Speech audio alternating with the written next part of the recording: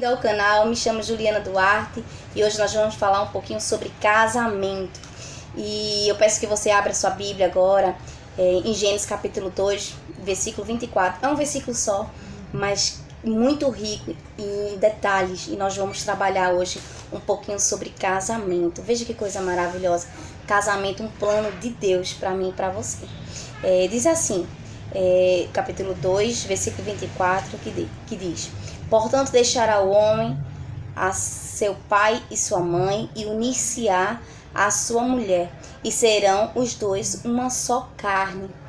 Nesse versículo nós vamos ver algumas características do casamento, né? É interessante que no dicionário fala sobre união estável entre duas pessoas, uma união voluntária, nem estável, é voluntária entre duas pessoas regida pela lei. E quando a gente vai ver no direito civil, né, que é o direito, nosso ordenamento brasileiro, nós vemos doutrinadores vendo o casamento como um negócio jurídico e, de certa forma, tem essa doutrinação, né? Tem essa linha de pensamento e não deixa de ser também um compromisso, né? Então nós vamos ver que o casamento no ordenamento jurídico ele tem uma maneira de se expressar para poder ter validade. Por exemplo, ele tem que ser habilitado, tem que ter a celebração e tem que ter o registro. Eu não vou entrar nessa particularidade do direito, embora seja a minha área, porque na verdade não é um curso de direito. Então eu quero conversar um pouquinho sobre casamento e na relação bíblica, né? O que é o casamento para nós que somos cristãos? Então eu peço que você esteja atento a algumas palavras-chave desse versículo, que é nesse versículo que nós vamos encontrar a base do casamento cristão. Quando ele diz assim: portanto, deixará o homem a seu pai e sua mãe e unir-se-á a uma mulher, nós estamos vendo que é uma relação heterossexual entre um homem e uma mulher, né? Então Deus fez o homem, fez a mulher e fez o projeto de casamento. Então dentro da Bíblia, o casamento que é visto aos olhos de Deus e de forma bíblica, aquilo que eu acredito, e eu acredito que você que esteja me seguindo, né, até porque é um canal cristão, é no casamento heterossexual entre o homem e uma mulher. E importante também é que outra característica é que é monogâmico. O que é isso? Monogâmico é um casamento entre um homem e uma mulher, e não dois homens e uma mulher, né? Ou como nós vemos em alguns países, um homem com várias mulheres, né? Nós vimos isso na Bíblia, sim, tem o rei Salomão, mas na realidade, desde o princípio, Deus fez o casamento monogâmico, o homem e uma mulher. É importante também que quando você vê assim, unir-se-á, né, a sua esposa, unir-se-á, essa palavra de unir-se, ela traz consigo um compromisso. Então, uma das características do casamento é o compromisso. E você vai perceber que o casamento tem um compromisso. O casamento, digamos que o casamento fosse... vou dar um exemplo para ficar bem claro na sua mente. O casamento é um grande carro e que ele precisa de manutenções. Então, um carro, para você andar bem, ter uma segurança, né? O carro ele pode ser bom como for, mas se ele não tiver gasolina, ele não pega. Se o carro, né, pode ser bom como for, como eu disse, se ele não tiver com seus freios em dias, é um carro perigosíssimo. Já pensou você andar numa BR sem faróis? Já pensou você fazer uma viagem a longo prazo, a uma localidade grande, uma extensão, né? E de repente você está com pneus careca, sujeito, né, a um acidente. Então quem dirige sabe dessas particularidades. Então, de tempo em tempo, o carro ele tem que fazer o quê? Uma manutenção. O casamento também tem esse compromisso. E quais são os compromissos do casamento? São diversos, eu posso estar citando diversos para vocês.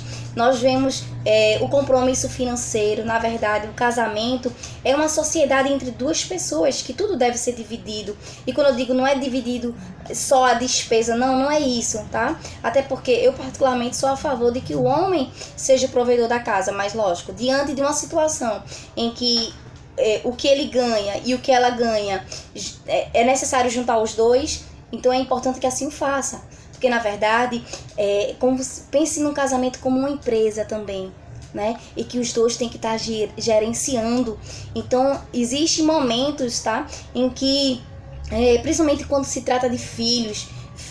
No casamento nós temos filhos, nós temos a questão financeira, nós temos a questão do sexo também, que deve ser administrado, né? Um casamento sem sexo é um casamento que ele fica morno, ele fica frio, e com o tempo você tem 2 amigos dentro de casa, então isso não é interessante, isso não faz parte do casamento. O casamento é uma coisa que você precisa estar sempre alimentando, né? Você pega uma flor, por mais bonita que ela seja, cheirosa, bonita, mas se você não regar aquela planta, ela morre. Então, casamento, existem compartimentos que você precisa organizar na sua vida e no seu casamento, né? Então, vamos falar um pouquinho sobre obrigações e deveres. Então, esse uniciar quer dizer, nós vamos agora administrar o nosso casamento. Então é necessário que o homem e a mulher, eles sentem, eles se organizem, eles se conversem, tenha a fidelidade. Já pensasse você numa empresa onde teu sócio é um sócio infiel, um sócio que faz as coisas pelas costas? Como é difícil levar uma sociedade dessa. E o casamento, ele tem que ter o princípio, tá certo? Da honestidade, da lealdade.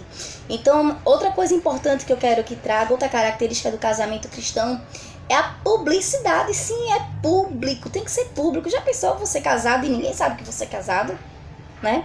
Então tem que ser algo público. Quando a Bíblia diz assim, deixará o homem, pai e mãe, e se unir-se à sua esposa, ele está querendo dizer o seguinte: agora que você quer casar, você tem que se organizar e ter sua casa, sua vida. Tem que cortar o cordão umbilical. Então quando diz assim, deixou pai e mãe, sim, você cresceu. Então hoje, nós vemos hoje na sociedade, e por questões financeiras, vários fatores. Uma é a questão financeira, que não é muito favorável, e muitas vezes as pessoas se casam e se sujeitam a morar com os pais, que não é ideal. Outro problema que nós vemos muitas vezes é o próprio pai e a mãe que quer super proteger ao ponto de não dar independência, né? Dar responsabilidade para aquela pessoa assumir. E aí é muito comodismo continuar na casa da mãe e do pai, morando com a mãe e pai, sendo casado, né? Tem um ditado no mundo que diz assim: quem casa quer ter casa e ser interessante. Né? Você que casou, você agora tem que entender que você tem uma nova família. Quem é a tua família? É eu, meu esposo e meus filhos. O restante é familiares. Então nós temos que entender o princípio do casamento, né? Então hoje nós vemos as pessoas casarem, ficar em casa, né? Pegar o quarto de solteiro e transformar como fosse uma casa.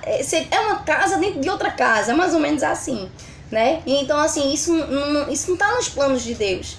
Uma coisa é você casou, ir para sua casa e passou dificuldades financeiras e ter que voltar para casa do pai. E aquilo tem que ser algo temporário. Isso faz mal para o casamento. Então é importante que você entenda, e você que é jovem e solteiro, esteja atento a essas informações que eu estou passando. Porque muitos casamentos se acabam, tá certo? É muito bom namorar. Namorar é maravilhoso. Mas muitos casamentos se acabam porque se preocupam mais em se organizarem para celebrar uma festividade, né? Economiza, anos e anos para juntar o dinheirinho para fazer um casamento, mas não tem esse mesmo compromisso, né? De estar assumindo o casamento, de estar se responsabilizando pelo casamento, de estar amadurecendo isso na sua mente. Né? Então uma pessoa que diz assim: eu não gosto de sair, não gosto de dar satisfação na minha vida para ninguém, tem que rever essas condutas, né? Então é importante que você tenha isso em mente. Outra característica do casamento que é muito importante, tá certo? É a questão da parte física. Quando diz assim, serão uma só carne, né? É a parte física. E o que é a parte física? É a parte sexual, tem que estar ativa, né? Uma coisa é você ter uma abstinência sexual temporária, né? Mulher geralmente ela tem essa questão, principalmente quando ela sai da maternidade, ela tá muito cansada, o organismo dela tá se recuperando, tem aquele período que ela precisa realmente de se adaptar a uma nova realidade. Então é necessário que o homem tenha paciência em relação a isso, né?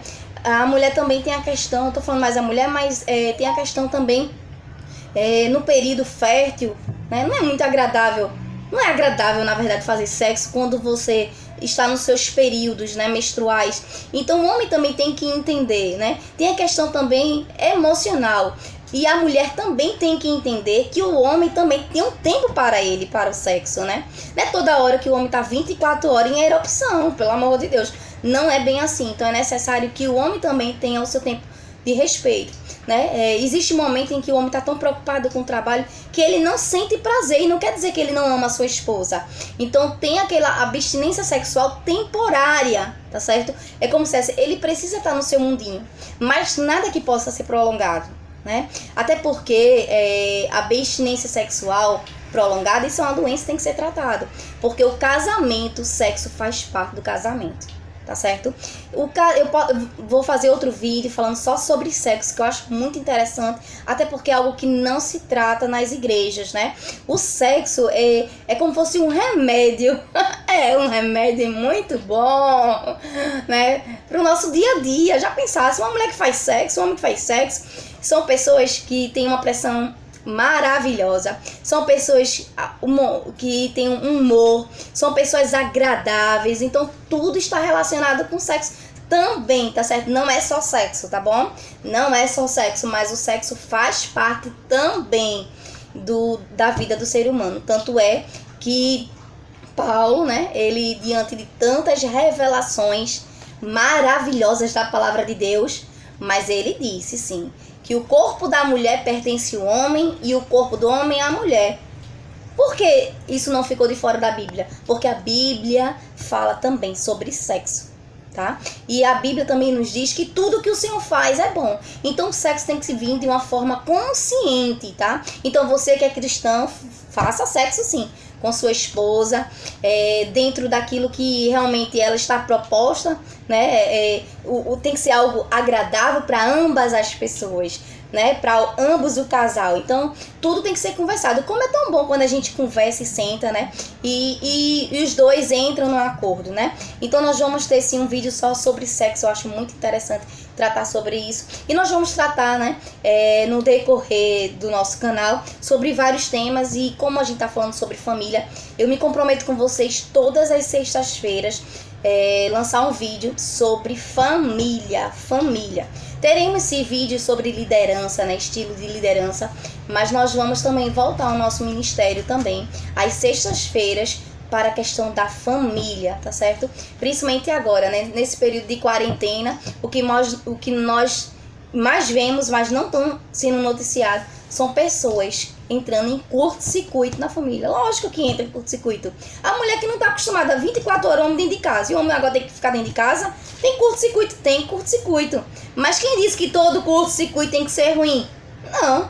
Curto-circuito pode ser um aviso. Epa, vamos nos organizar, tem alguma coisa errada.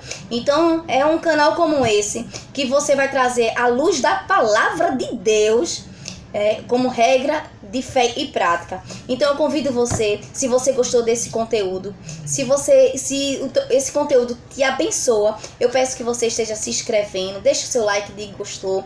Lá embaixo tem comentário, um local de comentário. Deixe seu comentário. Irmã Juliana, evangelista Juliana, gostaria que você abordasse tal assunto. Eu tenho dúvida, na minha igreja não fala sobre isso. Tudo que for voltado para casamento, para família, nós vamos estar abordando. Amém? Então deixe sugestões aqui para nós tratarmos sobre isso, tá bom? Seja bem-vindo novamente ao canal e que Deus continue nos abençoando.